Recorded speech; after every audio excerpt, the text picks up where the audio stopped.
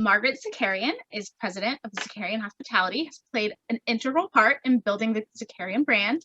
After graduating from New York University, her first foray into the world of restaurants was with the group that created Republic, Bond Street, and A60 at the 60 Thompson Hotel. In 2005, Margaret married Jeffrey Zakarian. Together, they formed a hospitality business and introduced the critically acclaimed restaurant Country, earning 3 stars from the New York Times, as well as a Michelin star. From there, they opened the Lambs Club and the National in New York in 2010, and reimagined the food design and bar at the iconic Palm Court at the Plaza Hotel in 2014.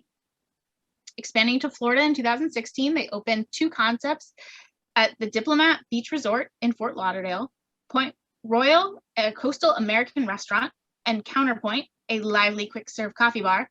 The growth has continued with the consulting project at MacArthur Place Hotel in Sonoma, California. Margaret's eye for detail and design, combined with Jeffrey's classical culinary technique, leads their company. A unique advantage in all of their endeavors, whether building restaurants, producing TV and radio shows, or creating products. Margaret's marketing savvy and ability to keep her finger on the pulse of the food world's rapidly evolving landscape allows their brand to remain relevant yet classic. Today, Margaret is a mother of 3 and sits on the board of Marymount School in New York. She is also a member of the Young Presidents Organization and of City Harvest Foods Council, a food rescue organization that works to fight hunger in New York City. And our author, Kristen Glosserman, has coached numerous successful corporations and individuals to maximize their strengths and capabilities for more than 10 years, including executives from Wall Street, Ralph Lauren, and American Express. They come to Kristen for practical, straightforward advice that works. With her signature blend of contagious dynamicism and genuine warmth, this in-demand executive and life coach is dedicated to helping people embrace possibility, create positive change in their lives and careers, and achieve their best version. Kristen holds coaching certificates from the Institute of Life Coach Training and New York University, and studied at Coach U and the University of Pennsylvania's Wharton School. Having competed at the elite level in gymnastics, trained under famed sales expert and author Steve Schiffelman, she knows how to thrive in high-pressure environments. Graduate of Penn State University, with degrees in speech communication and psychology, Kristen has worked as a manager of corporate and internet sales teams at Xerox Corporation. As a manager of sales and operations for E-Link Communications, she regularly taps her extensive sales expertise to help her coaching clients perfect their skills, improve personal discipline, foster resilience, and create opportunity. All right, so tonight is for those who are stuck, plateaued, or simply don't know what their next steps should be in their lives. Kristen's going to help offer wise guidance and directions, examples that she got from her own life. So it's off to you. Thank you. Hi, welcome everyone. It's my pleasure and honor to be here tonight to chat with my dear friend, Kristen. What a pleasure to hear your bio, because there's so many amazing facets about you that I continue to discover. That's just such a joy. I was smiling from ear to ear, hearing about all of your amazing accomplishments and your experience and your education. I mean, the list goes on and on. I admire you even more now than I did 5 minutes ago. So thank you for chatting with me tonight. So we're all here to discuss your fabulous book. If it's not right, go left. I would like you to start off by telling me and everyone what really inspired you to write down your life experiences and your experience as a life coach. And you've been doing this for many, many years before you wrote this book. And so your expertise in the field was longstanding before you decided to become an author. So why now, and what motivated you to do it? Oh, thank you, Margaret. Thank you for being here, for taking the time to have this talk, and thank you for everyone who's tuning in tonight. It is really it's an honor and a gift to be able to connect with new people. So to your question, I wrote this book because I really wanted to connect with anyone who was feeling stuck and without hope. And primarily two reasons. The first is I know that feeling. I was turning 30. I was depressed. I was getting divorced. I was being destructive, and I was without career direction. I had given up my position in my sales team when I entered my first marriage. So here I am, 30, and I really felt lost. And it was such an incredible low point in my life. I wondered how to begin moving in a positive direction. And there was no manual to give me some advice at that time. By trial and error, one good decision led to another. And I began documenting all of this information. So now, 18 years later, I am happily married. I have 4 beautiful children. My husband and I run and operate Hill Country Hospitality. I have a coaching practice, and I wanted so badly to share as much as I could what I had learned along the way. So really the share was the first motivation that inspired me. And then the second was that I've got these wonderful clients, CEOs, executives from Wall Street, really aspirational mothers and fathers. And when we would work together, they would ask me, where do I go to go back to this practice? If I want to do some follow-up, or if I want to review some of the concepts. And at that point, this is going back about 5 years, I didn't really have a place where I had my lessons and I had my work documented. So that was the second motivation and motivator, to really put all of, or a lot of what I do in one place, and to have that as a manual to share. And do you feel that in that, when you had that kernel of an idea and this need you felt for your clients, did you feel like you were able to put to use the practices in your book to say, like, okay, I'm going to go from point A. I'm a first-time author. I don't really know how to get to point B. Talk a little bit about that. How did you use your practice to get from A to B? And now what you can physically hold and say, this is my manual. No, and thank you for the question, because the book is an incredible testament to the practice that we can absolutely do or achieve whatever it is we want when we have a practice that works. So I'm always talking about 4 bases: mindset, discipline, goal setting, and accountability. And when we run those bases, like a baseball diamond, I have lots of sports analogies in my book because I love sports. When we run those diamonds, we see the score. I mean, we get it done. And for those of you who know me or know anything about writing, is not a natural, inclination of mine. I have a lot of learning challenges. And this idea that I could be an author is so aspirational that that it just, again, it shows if we have a plan that works and we move through it and we stay disciplined, we can get there. So it's incredible. It's truly a testament. Okay, so the title, I love this title. It is something that you have told me many times myself. If it is not right, something's not right, go left. Now, I love the double play on the word, obviously, right meaning correct or right meaning a direction. Tell us a little bit about how we get from right to the directional left. Well, so I say, when we're taking a look at how we're doing, right? If it's going well, awesome, stick with it. And I think it's really important to celebrate what is working. I think the natural tendency is to focus on what's not. So taking a little bit of inventory and sort of patting yourself on the back on what's going well is important in the practice. And having the courage to call out what's not. And I think that's where people get really stuck. They keep doing the same thing over and over again without change. And the change is where the positivity happens. And that's what going left means. When you're getting hit over the head, this is not right.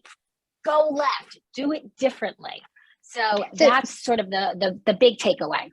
So sometimes in that idea, I feel like or I'm sure many people feel like, okay, but what if it's not the correct destination, right? Like, so is it in the choice that you're making, or is it just in making any change? And what's the, how do you balance that fear of like, okay, if it's not right, but I'm gonna go left, but like, yikes, like left is scary and maybe not the right way to go. Well, I think when we talk about if it's not right, that's talking about really doing anything other than what's not right is going to lead you somewhere else. So the book has 11 life lessons, and it's once you move through the book, and it's a very easy read. I think it reads almost like a magazine. Like you could flip through it, you can, take pieces at a time. Once you get familiar with the lessons, you begin to understand what lesson is going to work at any given moment. So when we're talking about being really stuck, that's usually when something's not right. And my advice or my direction in that moment is anything else is at least testing the waters to see what may feel good or what may work. And it's the most extreme case where doing almost anything is better than being stuck.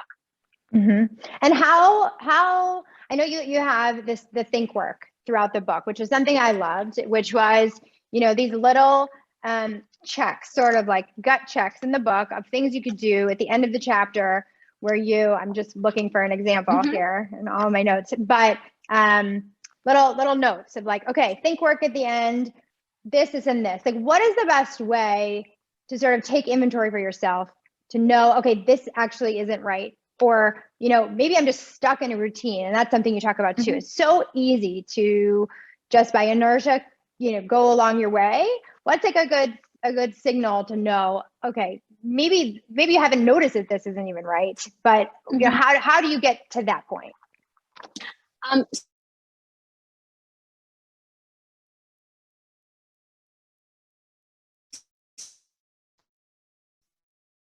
So again, usually good sign that something needs to be addressed. And to your point, you may not know what it is just yet. That's where the think work comes in. So a lot of coaching is creating space for questioning. And anyone who's worked with a coach or has listened to coaching on a YouTube or on a live channel, there's lots of questions, and it creates a space to think. So I wanted readers to be able to create that space on their own, to be their own coach for that moment.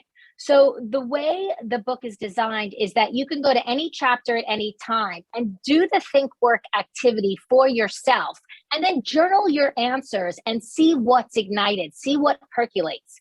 That will give you an idea of what you want to address and how.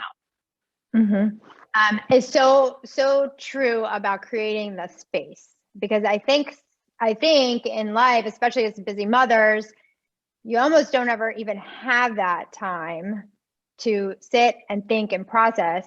And days, months, years could go by. I mean, certainly you've coached me in this way. Like, okay, let's talk, let's think, let me question, let's take the time. And when I got the book, I read through cover to cover the first day, but it really gave that time. And because it was such a beautiful read, like the beautiful graphics and pages, you wanted to keep turning the pages. It allowed me to have some space and time to really do that structured think work, which I really appreciated. So thank you. So thank you for that. I've journaled my entry, journaled my answers. And I'm thinking and wondering, like, should I maybe, the readers, should they review their answers in 6 months, a year? What's a good time? What's a good kind of chunk of time to take stock of, once you're ready to turn left and you've made some choices, what's best practice to continue and follow up and kind of take stock? So thank you for pointing out the design of the book, because I designed it so that it was something you wanted to keep out. So it's hardcover, it has lots of pictures, it's illustrated, more like a lifestyle book, really. And again, it's so that it could stay on your nightstand or on your bookshelf so you can go back to it. And I use these lessons every day. I mean, almost like brushing my teeth and taking a shower. I'm drawing upon which of the 11 lessons are going to move me that day, that week, that month. And I revisit them about once a month. So in my coaching practice, I usually encourage a monthly meeting. And I think it's the same with this book. I think once you get through it once, visiting it monthly and seeing how you're using the tools, and maybe there's one that you haven't really given a lot of energy allocation to. I talk about this theory of energy allocation in the book, where wherever we put our energy is what grows. And sometimes we lean towards certain lessons and we don't address the other. So I like to say, revisit it and take a look at what you're using regularly, and then maybe what could use some additional energy. Great. That's so great. Something you also talk about in the book, and maybe it ties to this energy idea, is visualizing and being able to visualize and plan things. And this idea and this notion of what you shared with me too is like, it's not going to just happen, right? You have to visualize and plan for it to happen. And that's a skill, right? You have to develop that skill like a muscle. Can you teach me and everyone here a little bit more about that? Because I think that's a fascinating concept, one that I definitely need to practice. So this is life lesson 11, living directionally. And it's when we use vision to move us. So how do we do that?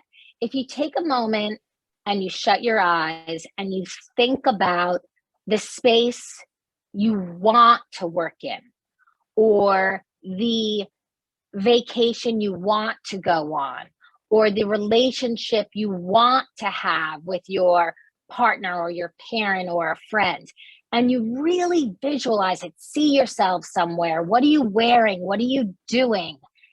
You can use that vision to then guide your decisions. So what happens is sometimes we go on autopilot and we're making decisions and we don't even know why we're making these decisions. When we live directionally, we are making very conscious directional decisions towards that vision. So if you're the kind of person that's always said, I really want to, live near the beach, right? I see myself in this beach house and beach walks, and I see myself, in a bathing suit laying out. And then you get this amazing opportunity in Colorado. Pause. Like, that's not the vision you've had for yourself. Now, that's not to say you're not open to the possibilities. It's just a pause. Very often, our happiness is a series of good decisions, which is life lesson 10. And I find that when we live directionally and we make decisions towards that vision, we're pretty happy with the result. Even though it could be, several years coming down the road. It's basically sort of what you're saying, right? Absolutely. When we're living directionally, this can be a long-term vision. And still, we want to be aware of it and check our decisions. Are we moving closer or away from that vision? And even that can even apply to your day-to-day life, right? Absolutely. What do you tell me this before, what do you envision your night to be? And I don't know. Hanging out, watching a show, and you say, Margaret, which show? You have to be that specific, and that practice is hard for me because you spend your day as a mother and a working woman making decisions for everyone else all the time. I think we can really easily lose sight of how to support perhaps what could feel correct and positive and directional for ourselves. Sometimes we're it doesn't seem like the right thing to be doing. I don't know if you find that in your coaching sessions or with your clients, it's hard, I think, to vocalize what is best for yourself at times. It is hard, especially when we're parents and we're partners and we're giving so much energy to everyone around us. And that's why when we talk about life lesson 7, love is a choice, it also includes self-love. So taking 30 minutes a month to check in and say, what do I want? Am I living directionally? Am I spending my time so that I'm getting more of what I want and less of what I don't want? Really, it's just allocating some special time to yourself. Okay. And I encourage you to do so. You know me too well. I encourage everyone listening to do so. And it's hard. I say all the time, success is rarely an accident. Doing these things is hard. And that's why we have to create a discipline to do that. It's true.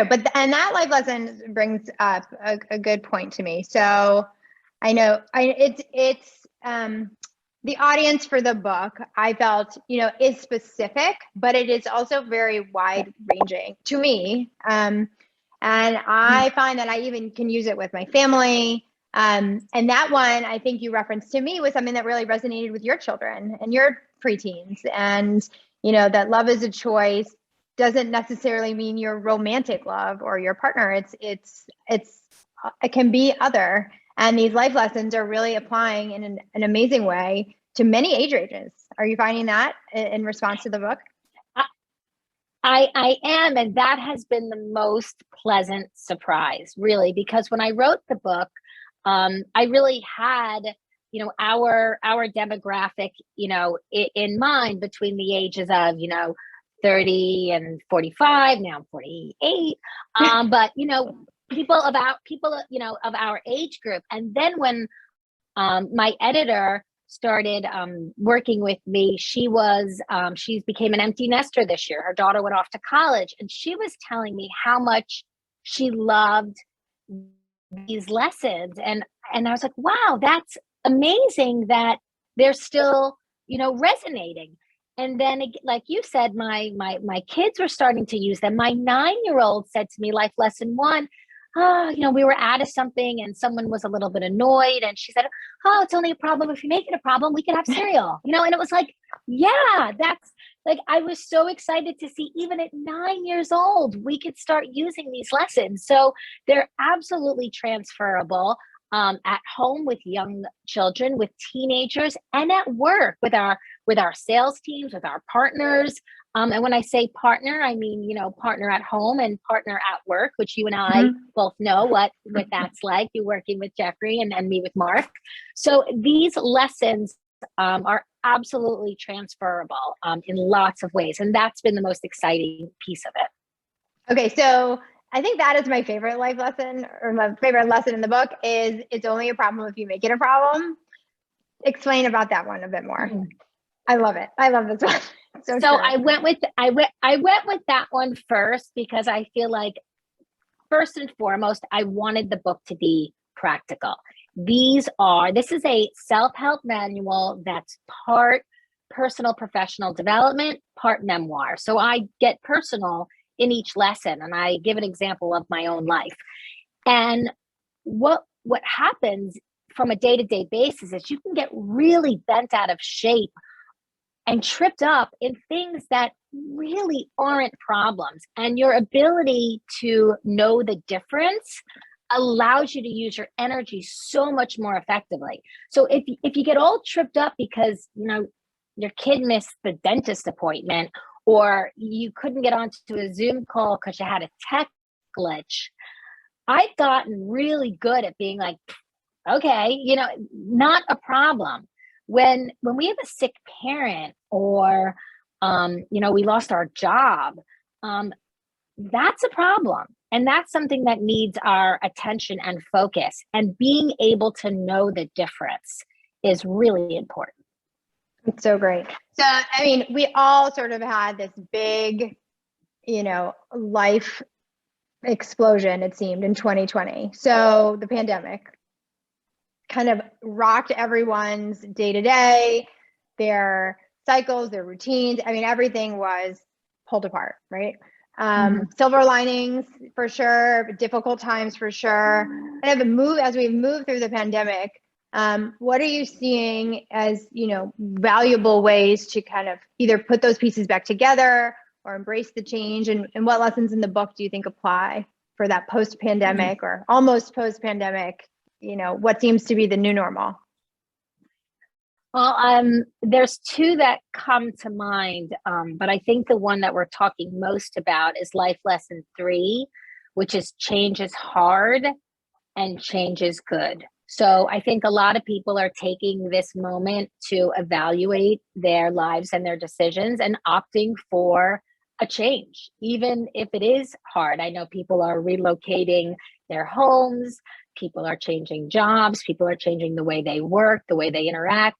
So that change, while hard, a lot of people you speak to can draw the positives, can say, I've made this change and it's a good one. So I think when we lean on that lesson, we can at least find some silver linings. And the other lesson that I find that a lot of people are using in this post-pandemic is a little bit of the do what works lesson. And when there's a lot of stress and when there's a lot of disappointment, sometimes the decision that is right in front of you is the one to be accessing in that moment. Keeping it simple and do what works is encouraging you to get off the hamster wheel and make a choice that works in this moment and be okay with that. And 2 words I love are right now. Sometimes it's when we're going through a lot of other changes, it's good to say, you know what, I'm going to do this right now and see how I feel in 90 days, in a year, and in a half a year. So I think those are the 2 lessons that are coming up the most for people right now. Mm-hmm.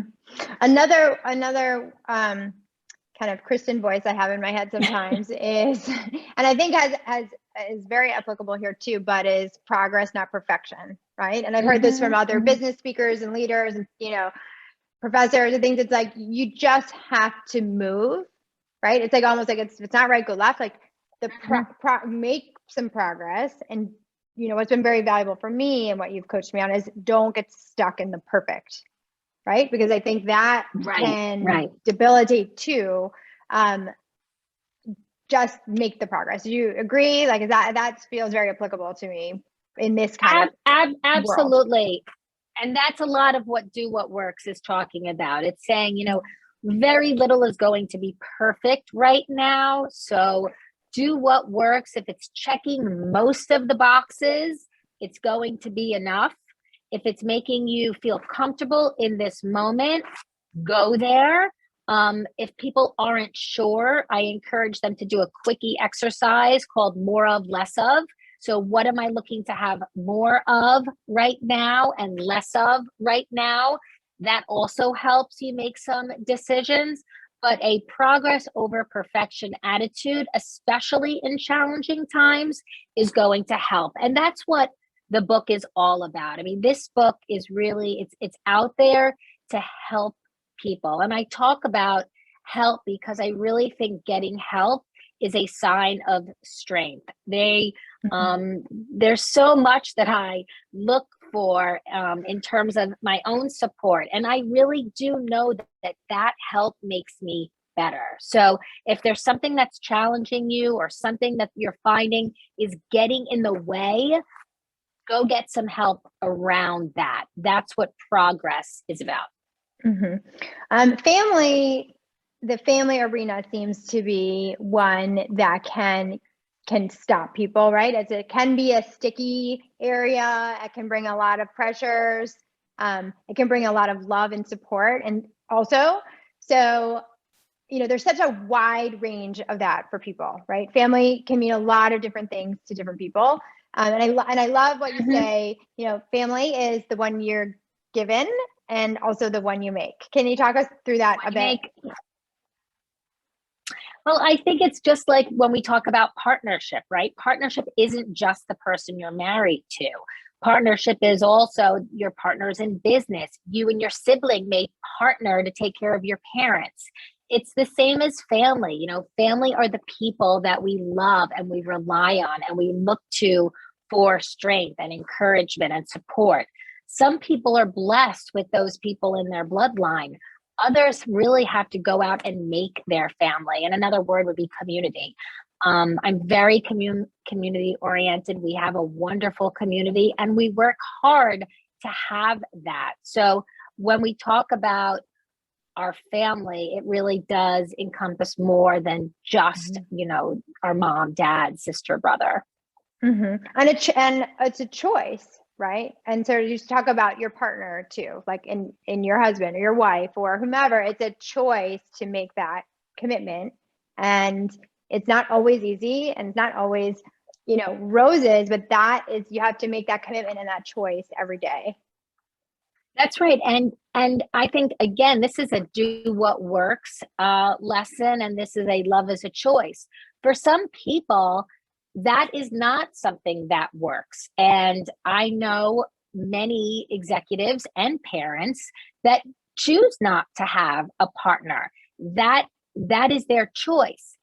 And if you do have a partner, recognizing that it's a lot of work. I do this activity when I talk to groups. This is fun. So if you're, you know, if you're listening, I want you to just raise your hand there in your own space. I ask people where they allocate the most energy to parenting, partnering, or personal professional growth. And every single time, there is not a single hand that goes up on partnering. Like, no one says that's the most important thing to me. That's where I allocate the most energy. And then we wonder why our partnerships are so challenged. So what are you laughing? I wish I could see everyone laugh. So what are you doing around your partnership? So I talk about traditions in the book. That's life lesson 5. And one of the traditions that Mark and I have is a date night. And we've been doing this for 15 years, every Thursday. I mean, it has to be a really good reason why this date night is not going to happen. And I think I can count on one hand the number of times that it hasn't happened. And it will get immediately rescheduled to Wednesday or possibly Friday, but usually Wednesday. And we've created that discipline of caring for our partnership. And it's not always positive. I talk about that also because I coach around positive direction. It doesn't mean that things are positive all the time. It's an awareness and a discipline to say, hey, how can we move this so it's more positive, right? Are we going in a positive direction? And call it out early enough to mitigate any, real challenges. That's incredible. And I have to say, as long as I've known you, you've been having that date night. And I should have started employing that also. Had many more dates along the year. Yeah, it really is. It's so helpful. In fact, I think it's been incredibly helpful for Mark and I, obviously, but it's also really, really helpful for the kids to see. I mean, if it's Thursday and I'm still home, my girls will run in my room like, Mom, it's 7:00. When's your date starting? What are you wearing? Like so sweet. It's a big deal to them. And it's every week. Like, think about the positive impact on them to know that mom and dad are putting aside this time. And I think as much as any couple, argues, and Mark and I, we're real, we get into some, heated discussions. I'm Italian, so people know that, I get heated. There's that date and we're walking out together and mommy's freshened up and daddy's freshened up. And I think it does create a real sense of security for them. It's great modeling. As there's all these life lessons. And if, you're showing your family or your colleagues ways to maintain relationships and prioritize things that are important to you. It just has positive, long lasting, very impactful effects, of which, again, I highly commend you for doing. I'm going to start that And tradition. we, Can it be a double so date? when we were, it can be a double date. In fact, we open it up to couples and we say, if anyone wants to jump in on our date night, you're invited. We do share it with other couples. And that was advice given to us when we were engaged. It was given to us by my husband's family rabbi. As I talk about in the book, I was raised Catholic and Mark is Jewish. And when we were planning on getting married, his family really encouraged us to meet with a rabbi and talk about how we were going to make decisions as an interfaith couple. And I think, again, it was almost like we were playing out this living directionally, like we really talked it through. Where I meet couples now that are married, 10 years and they have kids and they're like, shoot, what are we going to do about the religious differences or the tradition differences? They're sort of like taking them in real time. We spent a very long period of time talking about how this was going to look, being an interfaith couple, and what traditions were most important to him, what traditions were most important to me, and then how we can effectively, execute on that. So when I think about the practice, we really started when we were dating. So that to me is like, don't make it a problem if it doesn't need to be one. Now, I know we were talking earlier, like, okay, these smaller things, don't make a mountain out of a molehill, but that is something that's a mountain that you decided, okay, this doesn't have to be a problem. I can make it into something very positive, which, that kind of joining of two faiths can be very challenging for two people to navigate, plus their families navigating. And you took that issue and said, okay, it doesn't have to be a problem. It doesn't have to be presupposed as a problem. So that was like a big one that you were able to take one of these lessons and apply very well. And I know that this is super sensitive because for so many people, this is a deal breaker, right? So a lot of people just don't feel comfortable marrying outside of a faith or a culture. And I think probably more so in our parents' generation. But I just felt like, I love this man and I want to be with him. It doesn't change who I am and how I was raised. It's just about us coming together and finding a way to make this, work. And I highlighted it for that reason, because for so many people, it would have been a mountain. And we chose to look at it more as a challenge that we wanted to work through. And if we can do it with faith, I think we can do it with just about anything. Right. And I think to your point, you take any sort of issue or something you want to move through, and if you're committed to doing the work or at least communicating about it, that's moving you in a positive direction.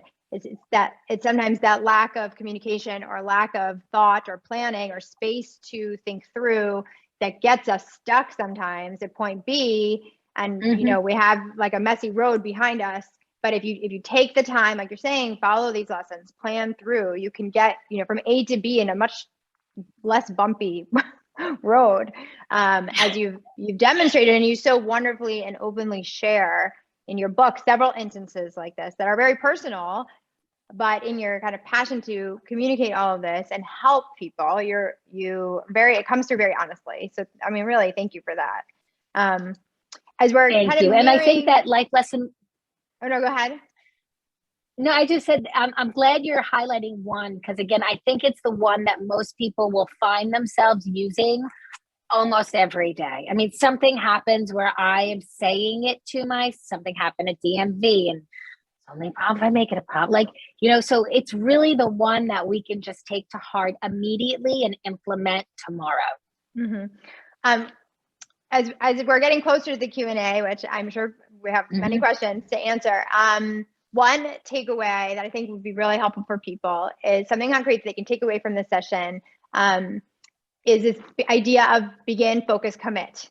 It's one thing you can do every day is set your intentions, So why don't you tell us all a little bit about that before we go to the questions? Sure. So this is really for anyone who's feeling stuck right now in this moment, to be able to use tomorrow, and please share it with someone you know who can also benefit from it. So when we're feeling a little stuck or aimless, I go to lesson 2, chapter 2. It's called Begin, Focus, Commit. And it's to give your day direction, positive direction. So begin, talk about the night before or the morning of, know exactly how you're going to start your day. And you said start with intention, whether that's taking 10 minutes for yourself, whether that's having a cup of tea, whether that's just, shutting off your phone and giving yourself a quick walk around the block or a workout. The reason we do this is how we start our day is so meaningful, especially now with so many people working from home. We can go down a rabbit hole really quickly if we don't have intention. So I can find that if I don't have intention, I'm scrolling through my emails, I call my mom, I have 3 cups of coffee, and now it's 11 o'clock and I've lost my morning. So our intention is there to really put us on track from the beginning of the day. The second thing we want to do is think about a focus. And the focus is, it's a broad stroke. It's a theme of your day. It's not the only thing you're going to do, but it allows you to come back to what's important. So an example of a focus could be, today I'm going to really focus on new business. Today I'm going to focus on the kids. Today I'm going to focus on the house, right? And the reason we have a focus is, again, we're going to do other things during the course of the day. But if we find ourselves somewhere else for a long period of time, that should be the alert that we should be going back to what our focus is meant to be. So again, that just keeps us on track to do what we say was most important to us in that day. And then number 3 is commit. So it's begin, focus, commit. Commit is the one thing that you are absolutely committed to doing or achieving that day. We do this for 2 reasons. 1, we check the box and we get something done. And 2, we cannot go to sleep and say, I did nothing. So commit is going to allow us to build integrity with ourselves and always get something done. So whatever that thing, that gift you have to send, that bill you have to pay, that call you have to make, it's usually the thing we don't want to do, we're avoiding. Make it your commit and get it done. I love it. And in a slight trap that I have often fallen into is that you want to add too many things to the commit. And you have definitely helped me at times, just one. And when you graduate to be really good at begin, focus, commit, you maybe are allowed 2 tasks, right? Yeah, I think once you go to 2 or 3, it goes on your do list. And your do list, not to do, because to-do lists go pages long and most of them don't get done. Your do lists are the things that you want to do in that day or maybe the day after. So that once you start going to multiple items, it's a do list. Commit is really building accountability with yourself. The fun thing about the one commit is you can keep upping the ante. So I talk about, I ran a half marathon on commit, and I had not done that in 8 years, I think, before my oldest daughter was born. But I committed to 3 miles, and I committed to 5 miles, and I committed to 5.5 miles.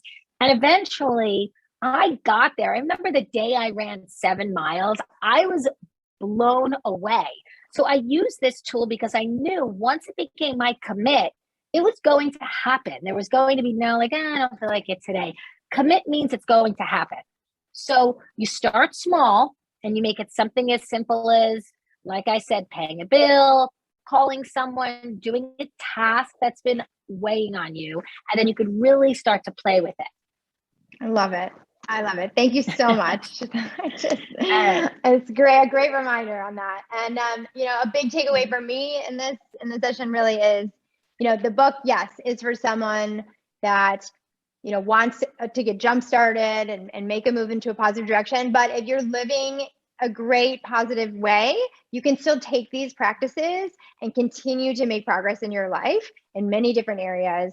And I will be using these lessons for years to come. And I'm so grateful that you took the time and put this on your commit list to do. So thank you. Well, thank you for helping me share it with so many people, Margaret. I'm so appreciative. Thank you. No thanks necessary. I definitely feel bad interrupting this conversation. Well, we do have some questions, and there's still plenty of time. So if you have a question, put it in the Q&A and we will get to it.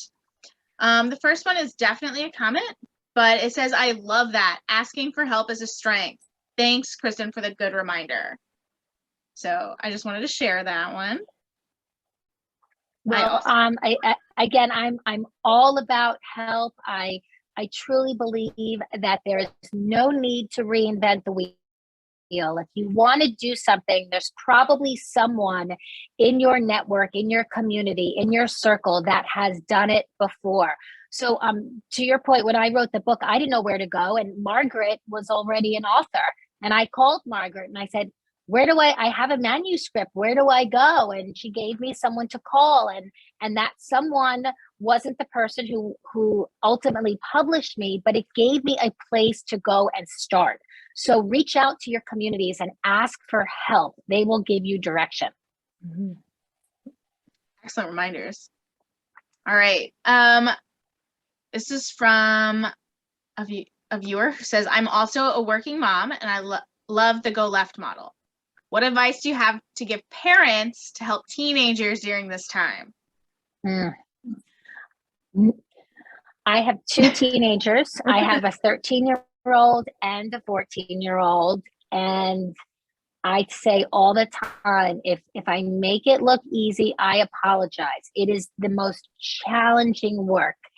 And there's nothing I'd rather be giving my energy to. Our children mean everything to us. So really use this if it's not right model. So if you're doing something with your child and it's not working, do something else. And the best thing you can do with your kids is ask them. So I try to ask my kids as many questions as possible.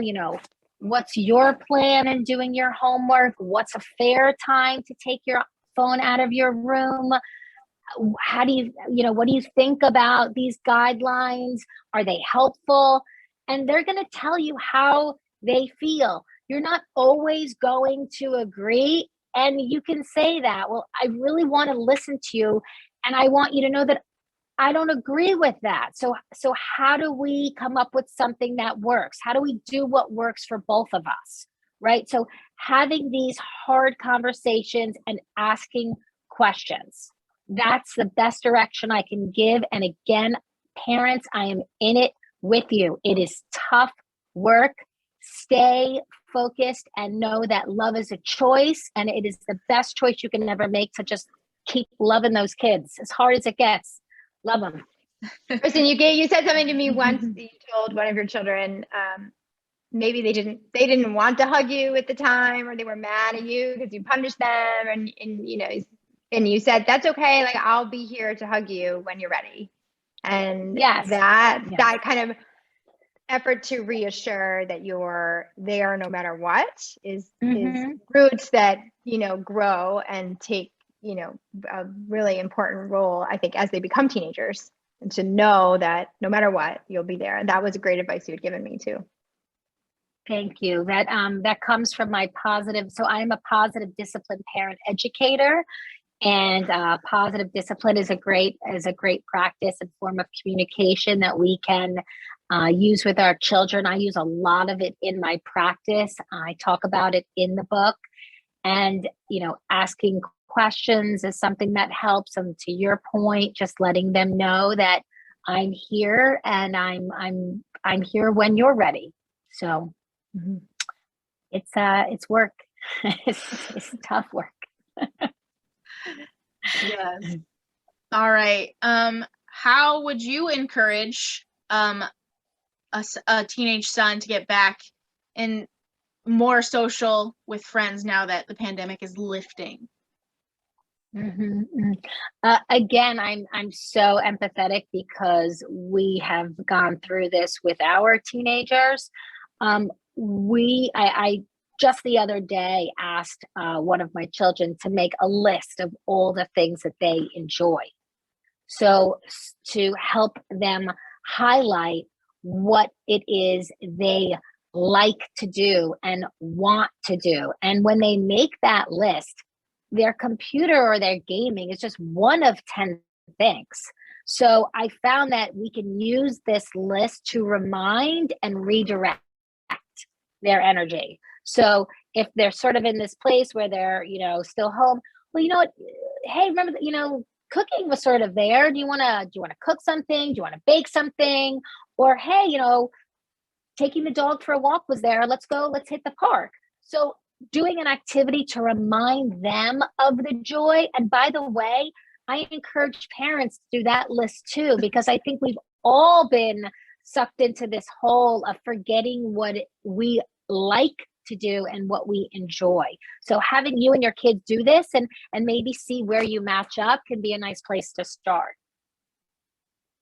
I like that. Okay. How do you get over procrastination?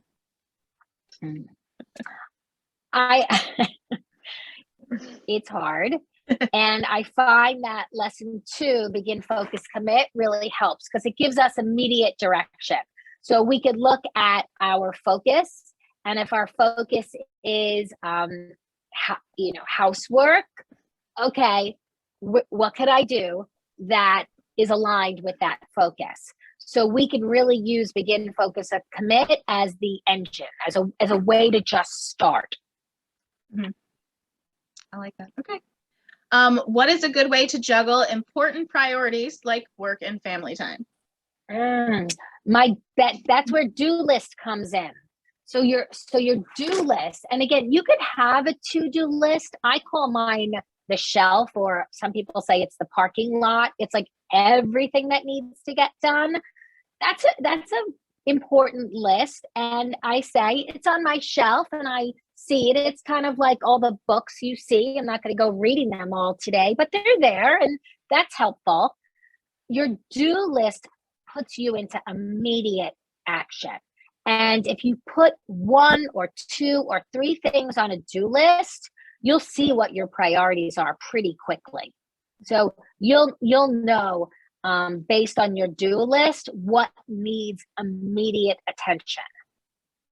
Kristen, sometimes you feel like sometimes I've come back to lists like months later or like a year later, I'll find like a list that I made and not even focusing on it. I'll see like, oh, wow, these 3 big things of these 6 big things actually got done this year.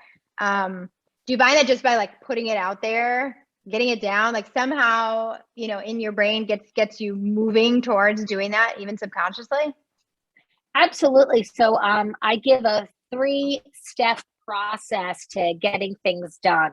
It's called think it, write it, share it. So if there's something big on your, in your mind or on your list, that's something you want to, think about. That's where living directionally comes. Think about it, even to the smallest detail. Write it out, on paper. I use my bulletin board. I hang it up there, and then share it with someone. Once you share it, it becomes very real. And when I started sharing with people that, I'm going to write a book, like it's incredible the energy that gets behind you. So think it, write it, share it. It's a 3-step process to manifesting. Excellent. All right. We have time for about one more question. So we're going to wrap it up with one of our favorites at BookHampton and RJ Julia. What are you reading right now? And this is for both of you. What are you reading, Margaret? Oh my gosh, this I feel like I could use some life coaching on because I have like a stack of books that have bought that I haven't like I've read a chapter of each. But the most recent book on the top of that pile is it's a book called Why Doctors Don't Eat Breakfast. And I'm not sure the answer yet because I'm only in chapter 1. I'll have to refer back. I'm rereading a classic. I'm rereading The Art of Happiness. Oh, wow. And it was one of my favorites going back probably almost 20 years ago. And I just felt like I wanted a healthy refresher in our post-pandemic world, and just reading it through a new lens. So that's what's next to me. Very nice. Very excellent choices. Thank you so much for being here. Thank you for attending, everyone. Don't forget to buy your copy of If It's Not Right, Go Left at BookHampton, RJ Julia, or Wesley and RJ Julia. The links are in the chat. Thank you so much for being here. Thank you. Hope this helps. Thank you so much. Thank you. Thanks, Kristen. Thank you, Margaret. Bye-bye.